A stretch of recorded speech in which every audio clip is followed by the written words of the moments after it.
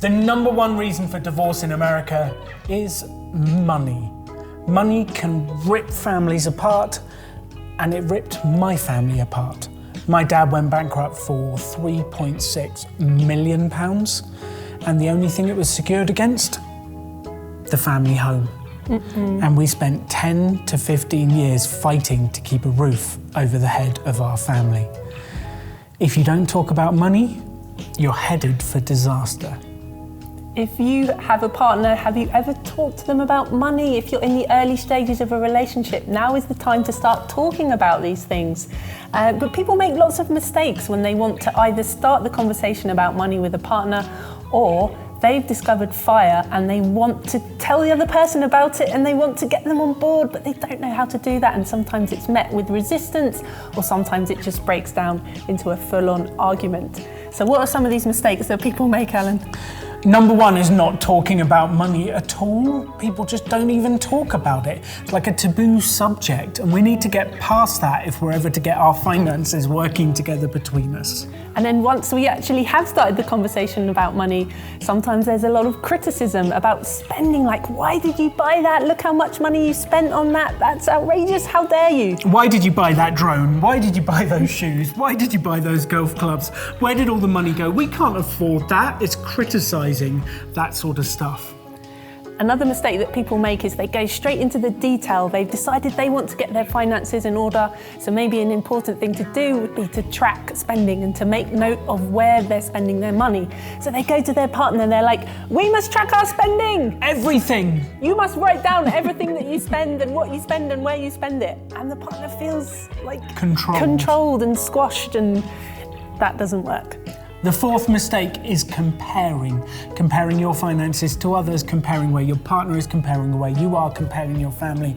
Comparison is the root of all evil. Do not compare. Don't tell them we have to do this. Don't tell them what to do.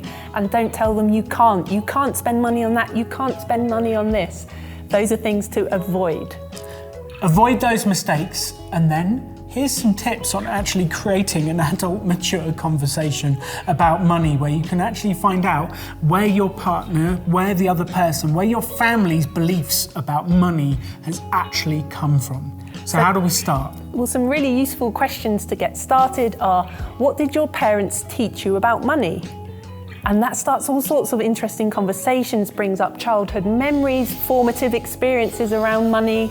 Ask your partner, what was your parents' relationship with money like? Were they good with money? Was there never enough money to go round? Were there certain phrases they repeated about money? Money doesn't grow on trees, money's the root of all evil.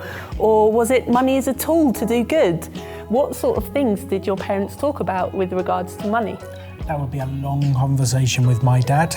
And they've actually repeated most of those expressions as well.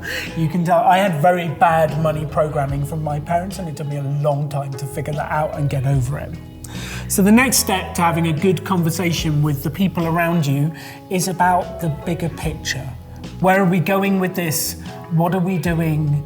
Like, do we plan on retiring? What would life be like after work? How will we live in the future?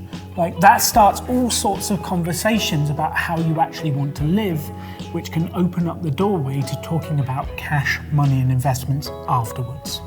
Ask your partner what makes them happy. Ask them to visualize life after retirement. What would you do if you didn't have to work?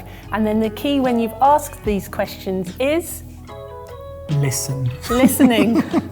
Which is actually really difficult to do, to ask a question and then really focus and listen to the other person. Because you can actually cause damage to your relationship if you ask the question and then kind of go off in your head thinking about your own answer whilst they're talking.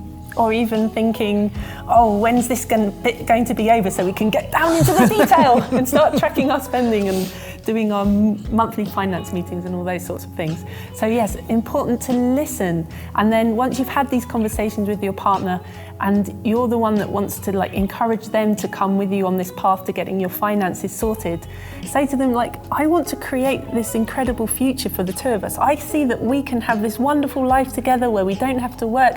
You can spend time playing with your Lego and building and going to Marvel movies, and I can go and ride my bike or whatever whatever it is that's important to us without having to worry about working for money.